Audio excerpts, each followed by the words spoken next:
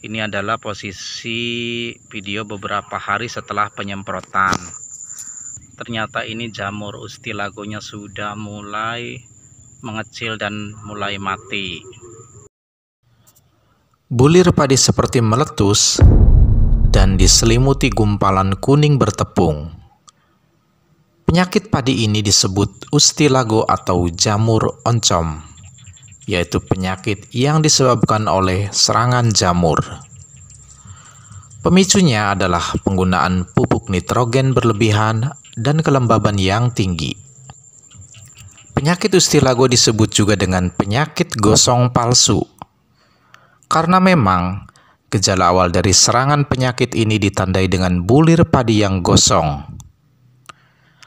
Pada serangan tingkat lanjut, jamur akan menyelimuti bulir padi berupa serbuk kuning yang mudah ambiar dan mudah menempel pada benda lain seperti tangan, baju, dan sebagainya yang itu merupakan spora dari jamur tersebut.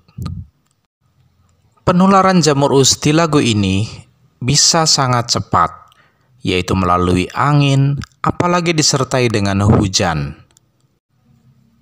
Meskipun dampak kerugian dari jamur ustilago tidak terlalu besar jika dibandingkan dengan penyakit kresek atau patah leher, namun jika serangan tidak segera dikendalikan akan mudah menular melalui udara yang akhirnya dapat menurunkan hasil panen.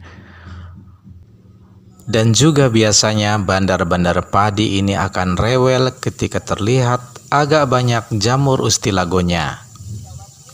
Lalu kemudian akan tawar-menawar lagi, ya salam. Kemudian, apa penyebab pemicu daripada tumbuhnya jamur ustilago ini? Nanti kita akan bahas setelah tutorial ini. Ini adalah bahan yang kita siapkan untuk mengatasi jamur ustilagonya. Bahan yang pertama adalah yang kita siapkan untuk memberikan nutrisi dan pengisian bulir agar terisi dengan penuh ataupun bisa dikatakan bernas, yaitu menggunakan pupuk MKP Pak Tani. Pupuk MKP ini mengandung fosfat dan kalium yang dibutuhkan pada saat pengisian. Kemudian untuk mengatasi jamurnya, kita menggunakan fungisida yang bermerek dagang Skor.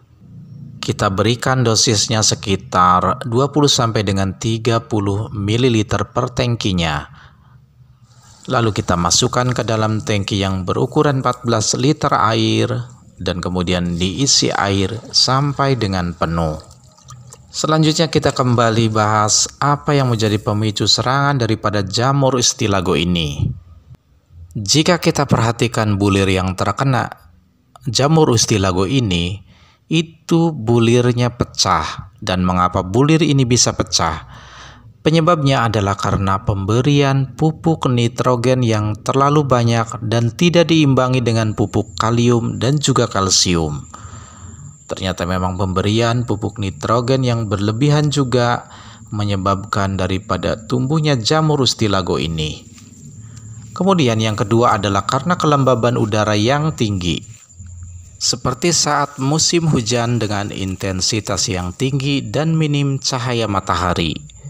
Maka dari itu pada saat musim hujan, jarak tanam dibuat lebih renggang, yaitu 30 kali 30 cm, yang salah satu fungsinya untuk mengurangi kelembaban. Kemudian faktor yang ketiga, bulir padi yang dipatuk burung, yang dapat menyebabkan bulir padi pecah-pecah, sehingga rentan terserang jamur.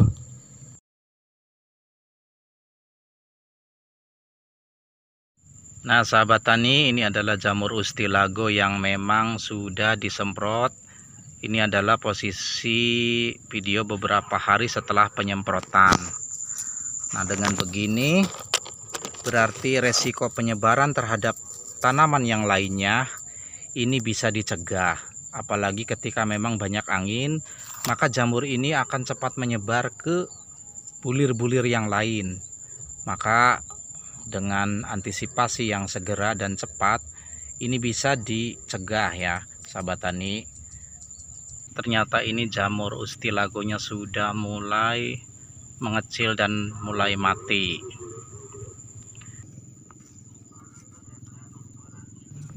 Sebagai pencegahan ataupun tindakan preventif untuk memproteksi tanaman padi, terutama agar tidak terserang jenis-jenis jamur, maka Anda bisa menggunakan jenis-jenis fungisida yang misalnya merek dagang Ditane, Antrakol, Ziplo, dan lain-lain.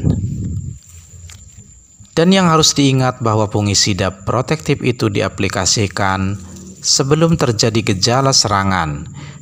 Dan jika sudah terlanjur diserang tanpa kita sadari sebelumnya, maka fungisida yang digunakan adalah fungisida kuratif ataupun pengobatan, yaitu fungisida yang digunakan setelah adanya infeksi.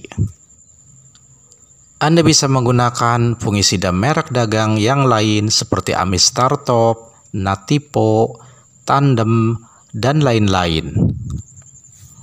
Demikian informasi yang singkat ini dan semoga bermanfaat bagi kita semua. Dan jangan lupa like, komen, dan subscribe-nya. Wassalamualaikum warahmatullahi wabarakatuh.